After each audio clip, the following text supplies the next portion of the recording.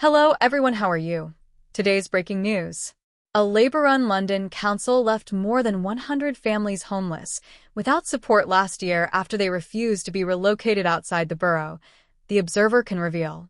Freedom of information data from about 80% of English councils shows that they ended their legal duties to 615 households who refused offers of housing outside the local authority area in 2024, but this national total is heavily skewed. Labour-run Enfield was responsible for 115 cases, the highest anywhere and accounting for nearly a fifth of all cases in England. It comes as the council tries to buy up housing around Liverpool to relocate homeless families there. Councils have legal obligations to support and rehouse homeless people, but they can terminate these duties if a household refuses a reasonable offer of housing. That offer must be affordable, but councils have more leeway around location, and the housing affordability crisis in London and other high-demand areas has seen large numbers of homeless people relocated around the country. Enfield has recently taken a particularly aggressive approach. A report published last year by Housing Action Southwark and Lambeth, HASL, found that 94% of Enfield Council's offers of private rented housing to homeless people in 2023 were outside the capital, with 59% in the northeast. Perhaps as a result, 3/4 of their offers were rejected, the highest refusal rate of any London council. It's outrageous, Enfield-based housing and union activist Paul Kershaw told The Observer. These are people who are going to have families, they can be vulnerable, and as far as the council is concerned, they're just being ripped away from their social connections and sent to totally inappropriate locations. You have families here with kids and everything, and what happens is that all your community networks break down, added Cherith Gunawardena, a former Enfield councillor who defected from Labour to the Greens, partly because of dissatisfaction with the council's housing policies. If you just move people to the north, where they have no community links or never lived in these areas, they have a house, but everything else is broken down.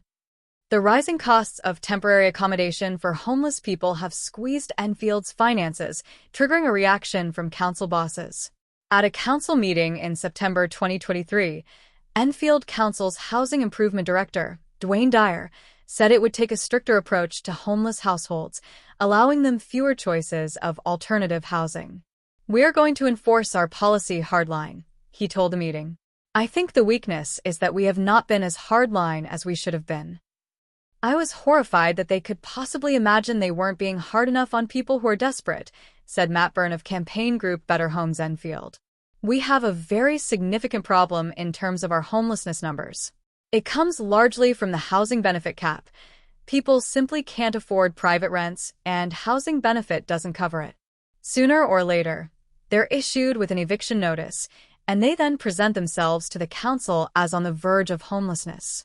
Part of the problem is that, for a long time, more expensive inner London boroughs with their own housing crises have relocated their homeless households to Enfield, leading to a rise in rents and using up housing stock that Enfield might otherwise have used for its own homeless people. But Enfield has also failed to build enough social housing. Its troubled Meridian water regeneration scheme initially had no socially rented homes planned for the first 2 phases, though the council told The Observer this position has changed and social housing is now part of the program. An Enfield Council spokesperson said, "To ensure that residents have access to secure, long-term, and stable homes, we have taken the difficult but necessary decision adopted by other London local authorities to look into the possibility of buying a small number of residential properties in more affordable areas. Where possible, we continue to seek housing solutions closer to Enfield. We're focused on building homes. We will continue to work with the government to address our housing needs." Homeless children placed in hotels are developing rickets and other diet-related health problems because their parents lack anywhere to cook.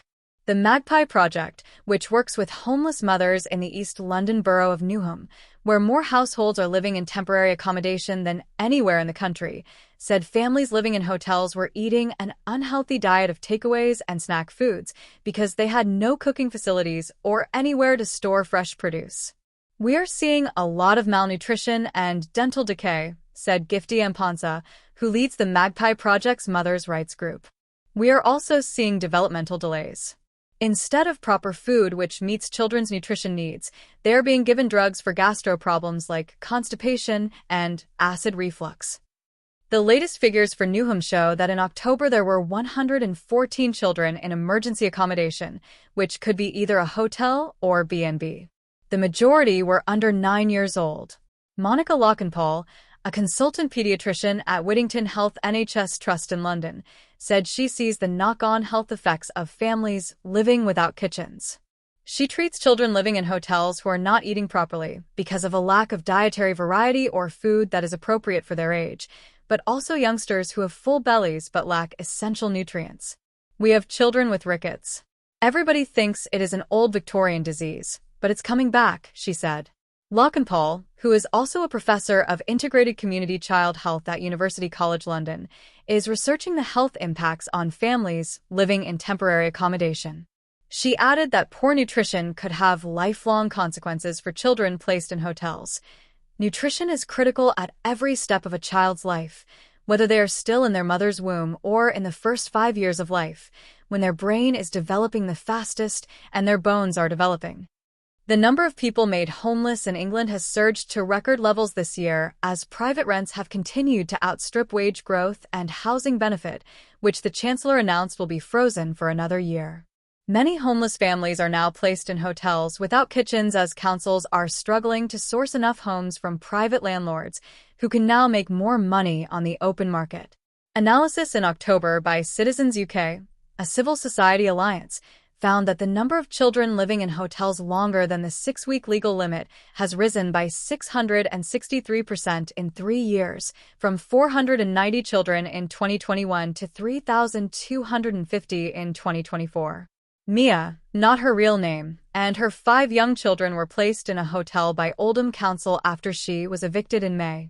The family lived on sandwiches and dehydrated meals such as instant noodles during their 6-month stay. The hotel did not even provide breakfast. You can't afford takeaways all the time, so we'd have pot noodles for lunch and ham and cheese sandwiches for tea, said Mia. She also had no fridge in the hotel room to store insulin for her 4-year-old son, who is diabetic. After 5 months living there, he started losing his sight.